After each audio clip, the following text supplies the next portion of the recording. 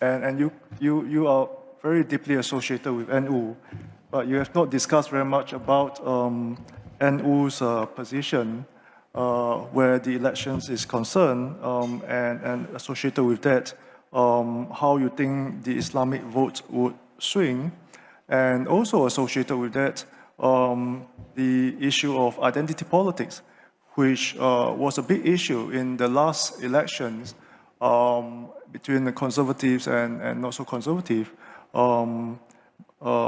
Islam. So perhaps you can give us some insights and share some comments on that. For Pak Anies, looking at how you've been assessing Reformasi and its aspirations, you focus more on the politics. Can you also share with us, in terms of policies that you think have fulfilled the aspirations of Reformasi, but and other policies that you think still have some ways to go in fulfilling the aspirations of Reformasi? Maybe we start with Ibu Yenny first. Okay. There are two. I mentioned before that President Jokowi's endorsement will deeply color the contestation, and that whoever gets the support of Pak Jokowi will get a big boost in the election. And the second big force in Indonesian politics, and I'm not saying this because I'm from NU, but actually the data suggests that, is that whoever gets the NU voters will also win.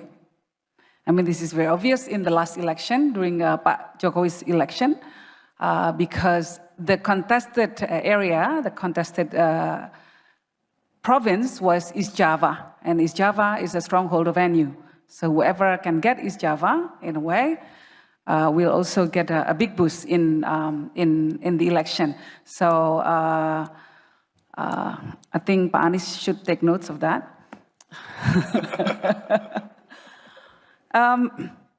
So when it comes to Islamic voters, of course, this is very interesting because the Muslims do not vote in one single mode. The Muslims are very much spread across diverse spectrums. So we've got the Islamic votes. I mean, the Islamic votes and the Islamist votes are very different. The Islamist votes, of course, would, to be frank, would naturally vote for Pak Anies. And the other Muslims, especially the NUs, have not been decided yet. So if Pak Anies plays right with us, maybe we'll endorse him. So we'll see. But anyway, but what is interesting is that the fact that the chairman of NU now, Kiai Yahya Khalil Stakuf, already stated that NU is not going to be involved in practical political matters. So NU is not going to officially endorse a candidate as an organization.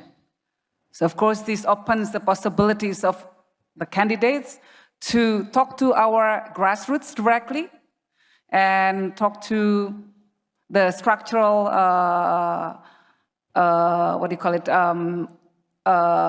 organizers of NU, as well as the cultural elements of NU.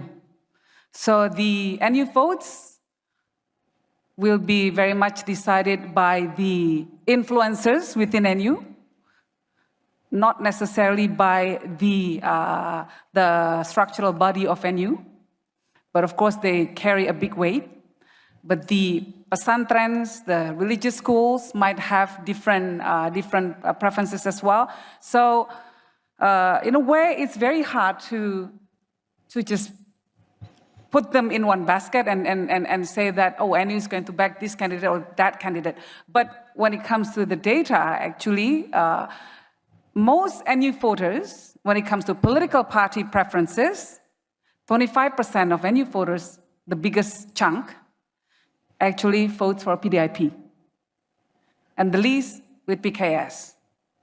So from there, you can see that despite the fact this is an Islamic communities, but we are the NU communities, the NU people feel more at ease with the nationalist figures. And the latest data also suggests that NU voters will likely vote for Pak Ganjar to this point. than to other candidates, but Pak Anies comes second, especially in the province of Madura, not the province yet. They want to have to become a province, but not yet. But the island of Madura is a more conservative elements of NU there, and there Pak Anies actually enjoys quite a high popularity level in Madura. So that's, I hope that answers your question, Pak. Thank you, Ibu Yenny. Pak Anies? With regard to reform, if I may outline, what were the demands of the reform in '98? What were the demands? There are 6 issues. One is bring Suharto and his cronies to justice. That was 1.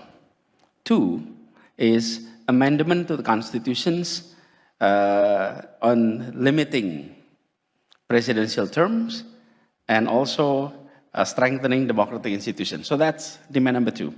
Number 3 is eliminations of the dual functions of ABRI. Number 3, that's 3. Number 4 is autonomy, regional autonomy, wider regional autonomy. Number 5 is eradications of corruption, collusion, and nepotisms, KKN. That was very famous then. And number 6 is establishing equality before the law, or supremacy of rule of law. So those are 6 agenda. And if you look at those 6 agenda, the highest achievement on that was agenda number 4, regional autonomy.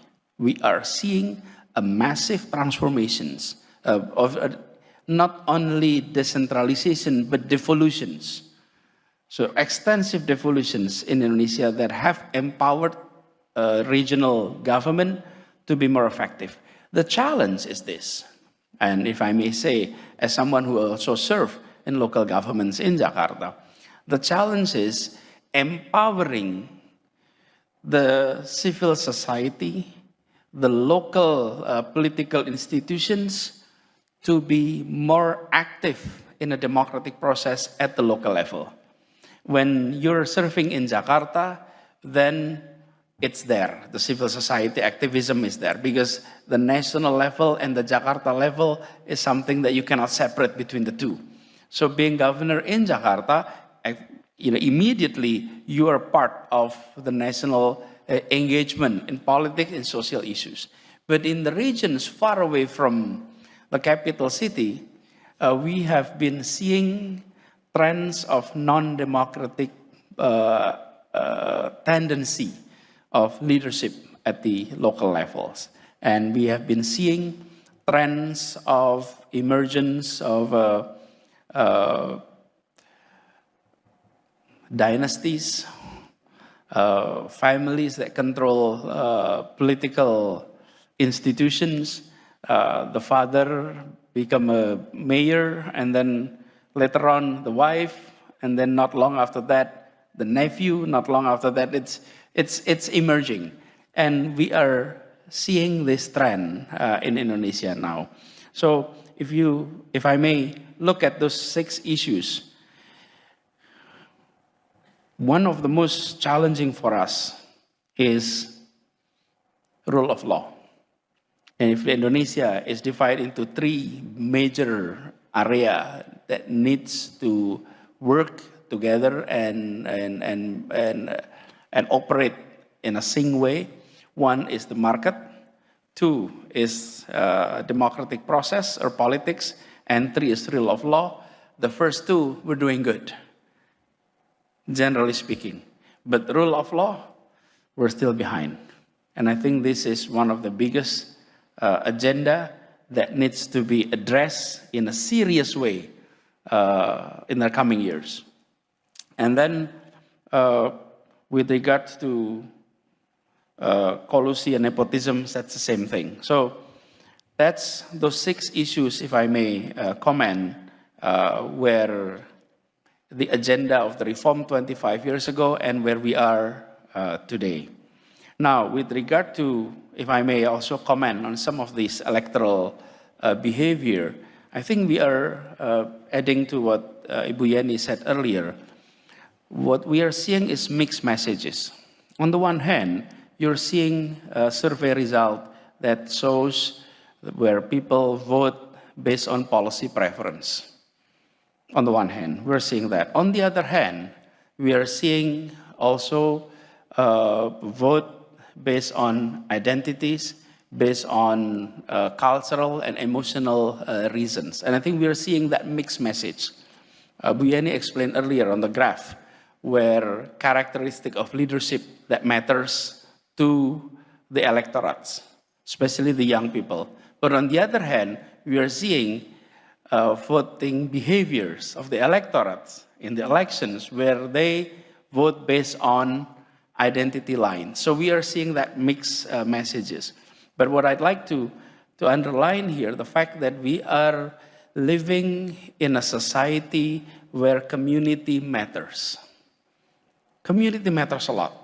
And the smallest unit of that community is family. So, in my observations, if you are in a family where you have a leniency toward one political party, most likely the Gen Z in that family, the millennials in that family would be voting along that line. Family influence behavior, electoral behavior within the family. And in the community, the same thing. In the kampung, in the village, when the leadership in the kampung have that tendency, it tends to influence. There are exceptions of families in that community that vote independently from the rest of the community. You see that cases. But generally speaking, collectively, they're voting in the same direction, collectively. And this is rather different, perhaps, compared to the West, in which individual behavior is accepted more or higher in a way compared to collective behavior. So I'm seeing that in the case of Indonesia. And if I may also add a little bit on that democracy, I experienced serving Jakarta 5 years. Maintaining quality of democracy requires you to reach every single groups within your, in my case, Jakarta, in my territory. Jakarta experienced the highest democracy index consistently in the past 5 years, far above other provinces. We have completely freedom of expressions, and government of Jakarta never sue anyone that criticize, that even send hawks to the government of Jakarta, never. We are allowing complete freedom of expressions.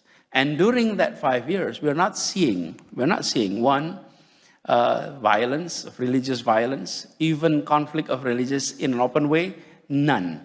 And what we are, I think, in our experience, the winning party needs to reach all sectors, especially reaching out to the losing parties. If that is not done, then we are not going to see democracy that is vibrant, that is consolidating. And that's based on my experience. And if you look at the national level, that's often the case. The winning party failed to reach out to the losing parties. And in fact, more pressure to the losing party. And that creates divisions, and that creates sense of uneasiness along the way. Let me end my comment there. Thank you. Thank you, Pak Anies. Okay, now I would like to open the time to the floor. I'm sure there are some burning questions around. We'll take one round of questions first. Anyone? Yes, there's 1, 2, and 3, 4. Okay, let's take 4 first. Yes. Thank you. My name is Terima. I served in the ASEAN Secretariat for nearly 20 years, and my family considers Jakarta a very happy second home. My question is, what will happen to the Nusantara program to move capital city from Jakarta after President Jokowi term ends? I assume that it will continue. Or will it become a new presidential election issue? Thank you. Yes, we have another. So the question is about the future of Nusantara.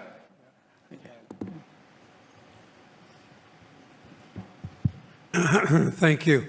I'm Richard Borsuk, a long-time and struggling Indonesia student. And my question actually is quite similar to the last, but let me put it a little more directly. Pak Anies, you want to be president.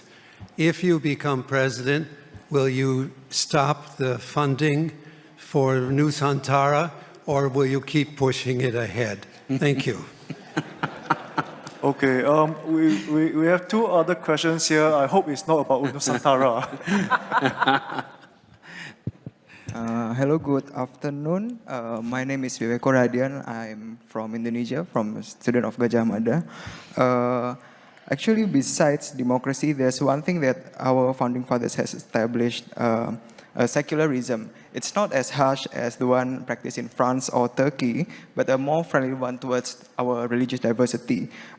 It safeguards Indonesia from government based on racial or religious lines, such as maybe our northern neighbor. However, there are still conflicts here and there created by the Islamic radicals, such as terrorism, the use of religious rhetorics on elections, and preventing the building of churches, temples. So my question is, how can Indonesia prevent from backsliding into Islamic radicalism? Thank you. Okay, one more question from that side. Yes. So I'm sorry, it's actually related to Nusantara, but very different perspective. Okay. If I may. 30 seconds. Sure. Assuming that Indonesia's political history is deep-rooted with the role of public sentiments as well as the military involvement, does the concept of Nusantara City appeal to the youths right now? And if they do, it would be a great support for presidents in future. But if it doesn't, how does the traditional elites, such as the military officers, NGOs, react to the shift in the historical Mandala from Java to Borneo, where the city is going to be located? Okay. I missed the last part. How will traditional elites, such as military officers and NGOs, react to the shift of the Mandela from Java to Borneo?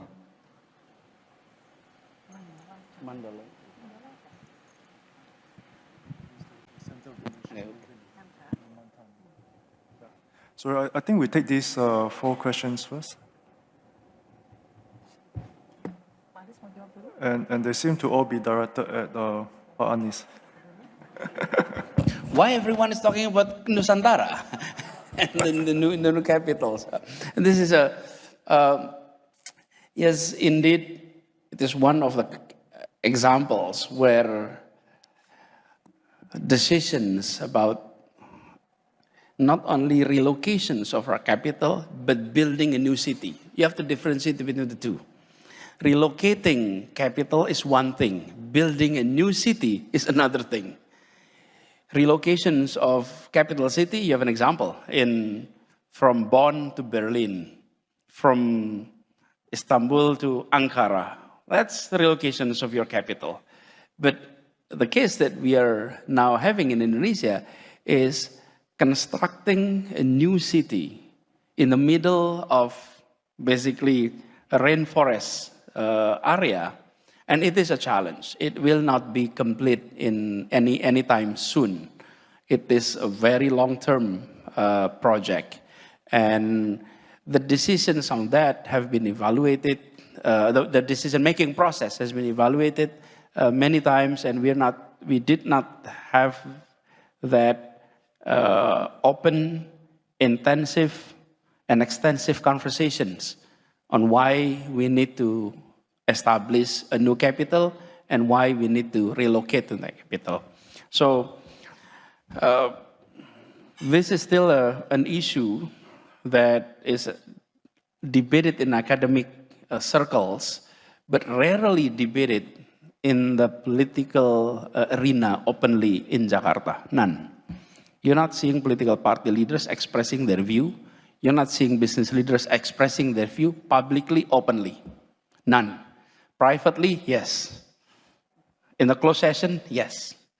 And you can imagine what will be the conclusions of those private sessions, of those closed sessions. But openly, none. And this is what I mean by, in a democracy, you have to create an environment of openness, a sense of freedom that you're able to express your view without worrisomes of any negative backlash consequences.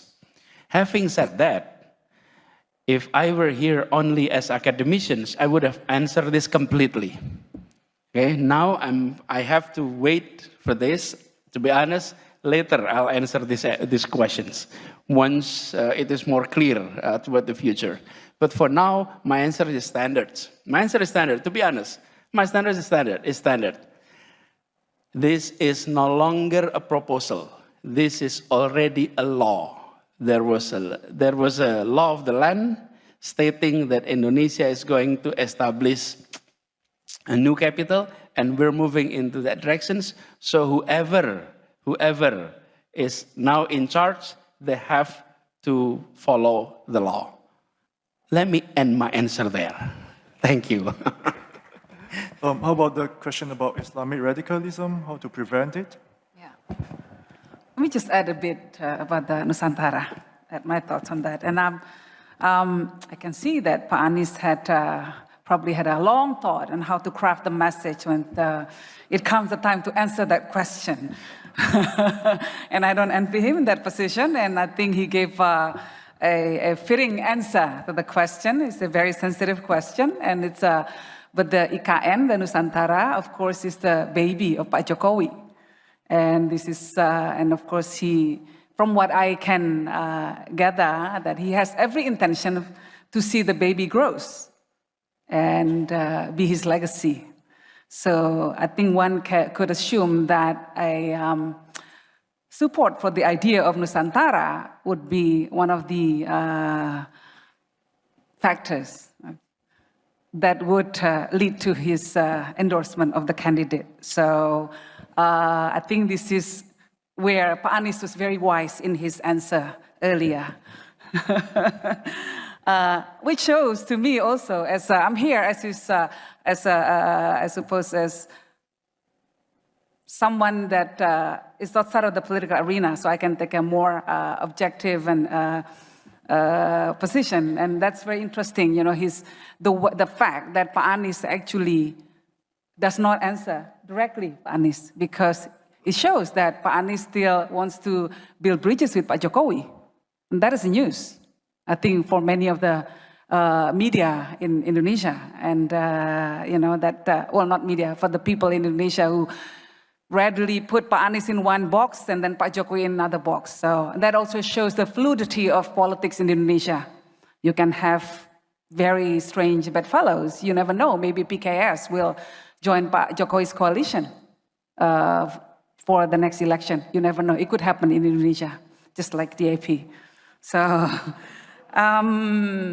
yes, so Islamic radicalism, is there a possibility that Indonesia would go into that direction? You know, 3 decades ago, the first time that my father stepped foot in church, he got lots of criticism. We got lots of threats. You know, he got lots of just attacks, basically. First time that he stepped foot in, he visited Jerusalem, we've got the phone just rang nonstop. Those days, it was still the landlines, right? Not mobile phones. So every 5 minutes, there would be someone calling to say, threaten to burn our house down, to, you know, chop our heads down, and, you know, stuff like that. So, but now, we're actually seeing more and more people coming out and just saying the same things, doing the things that Gus Dur did in the past. And they don't have to be religious leaders. They could be anyone who believes that the space of democracy should be defended, not be dominated by any particular group, especially a group that plays the identity politics cards. So I think in that sense, I am still very optimistic about the future of Indonesia. In our societal dynamics, but when it comes to politics, and that's a different matter. We will have momentary time where political rhetorics raise issues religious issues, religious cards will be used as cards, as issues that would be used, to consolidate the support from the people. We will see that, and we will see momentary setbacks. But in the long run, I don't think Indonesia will go into an Islamic state kind of future. On that note, if I may continue a little bit, is we had an experience in Jakarta where election in 2017 was very spirited, to put it in a polite way. Very spirited elections. And people thought it was divisive in the publics. And we may be seeing that. And we have gone through 5 years after that. Has Jakarta experienced tensions in the past 5 years? None. Has Jakarta experienced religious extremism in the 5 years? Signs of that? If you can see any, show it to me. I didn't see any. Any activities that shows intolerance toward practice of certain groups? None. I think one of the very important aspects here to say, if reaching out and bridging to all groups is key. The winning party, I was the winning part at that time, had to reach out to all groups. All groups. And if I may use the word groups instead of minorities and majorities. And if I address to your questions as students from Gajah Mada, our founding fathers had never used the word minority or majority. Look at any document, none.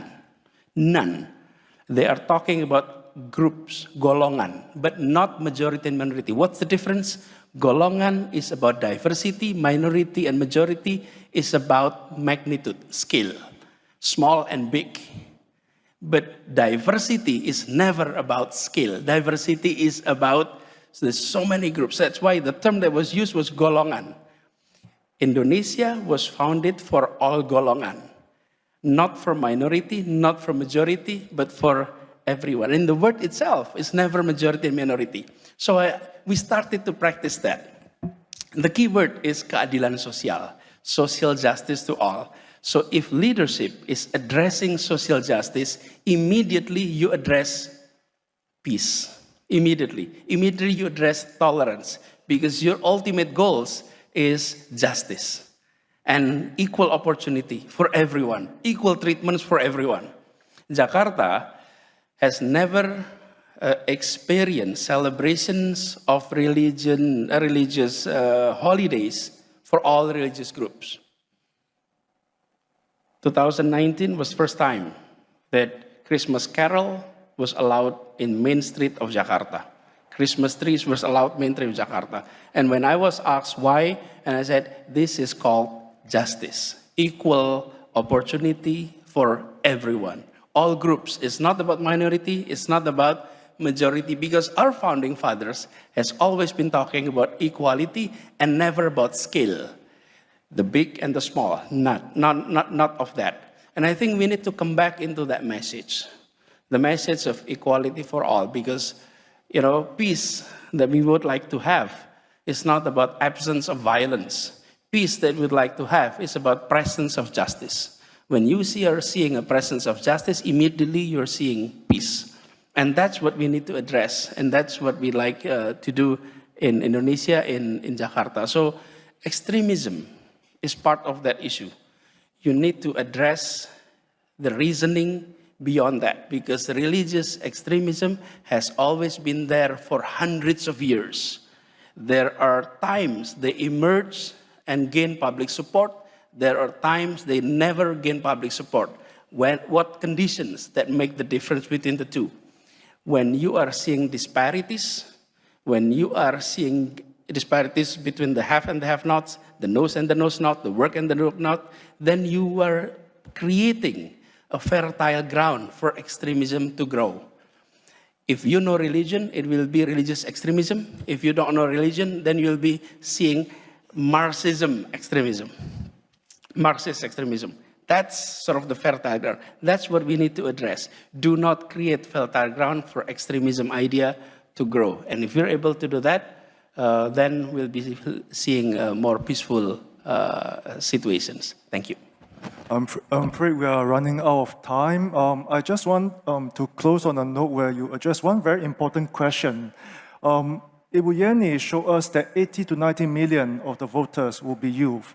Can both of you, like in the span of 1 minute each, share with us how best to reach out to this constituency, how to grab the youth vote? Ibu Yenny can, serve as a consultant on how to win the votes, and Pak Anies can share with us his strategy as well. Whether you will resort to TikTok or not, I don't know, but share with us what you think. Yes, the voters' characteristics are quite interesting, the young voters, because they're superficial when it comes to substantive political issues. They are more inward-looking. They care more about their mental health. They care more about their own,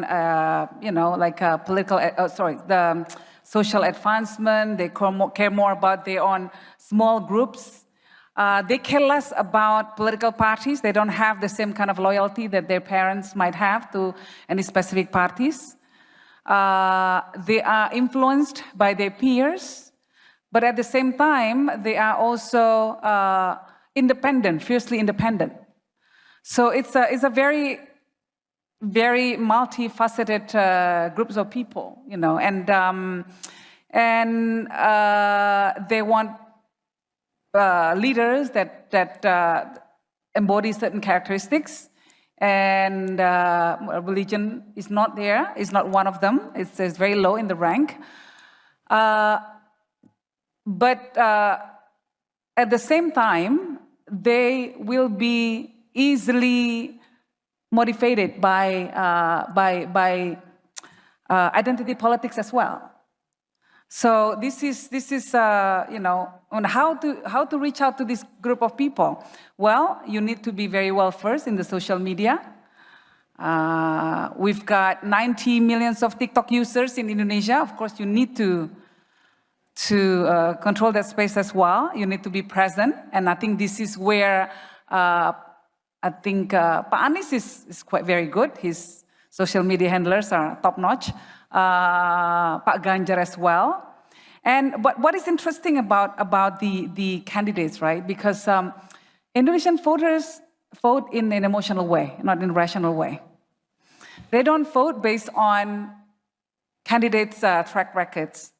They vote based on their own projections, the imaginations of that candidate, regardless of whether it is based on facts or not.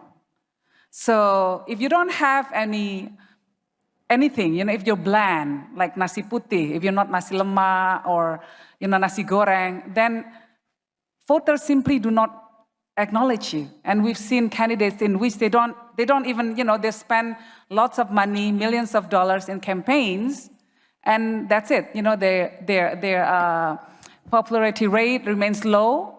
But then you've got Pak Ganjar. Some people don't know him that well, but they know of him. They know of their imagination of him, and that's what they're going to vote for. And the same with Pak Anies. The same with Pak Prabowo. I mean, everyone who knows Indonesia's politics well enough would know that Pak Prabowo is a secular, comes from a secular family. Yet he carried the banner of Islamist group in the last election. Very much the same like Donald Trump. So that's the tricky part of the next election.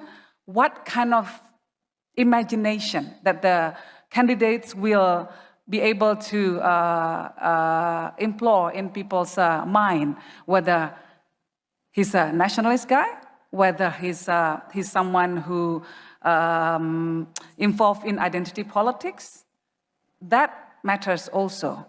And regardless of the efforts that you try to do, once you are put in certain box, it's very hard to undo that. So I think this is where every candidate has to be careful what kind of message, what kind of imaging that they're projected onto the voters. Anis, your closing thoughts? Yeah, let me give you some statistics. Yenny mentioned earlier about TikTok. Khairi also mentioned about TikTok.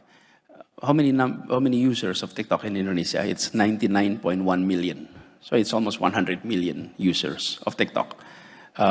Instagram is second, 97 million. And then Facebook is 42 million, and Twitter is 18 million. So social media definitely is a place, in terms of reaching out, is a place where conversations started, created. The question is it translated into voting behaviors? That is the issue. Often case, it is not translated in the voting behaviors.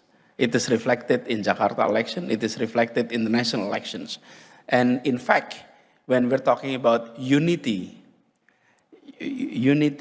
or cohesiveness and polarizations, in the social media is always polarizing, but that's not translated into real life where society is polarized. A study by Zulfikar Amir of Nanyang Technological University on Jakarta, whether Jakarta is polarized or Jakarta is cohesive. The conclusion is Jakarta is not polarized. Jakarta is very cohesive.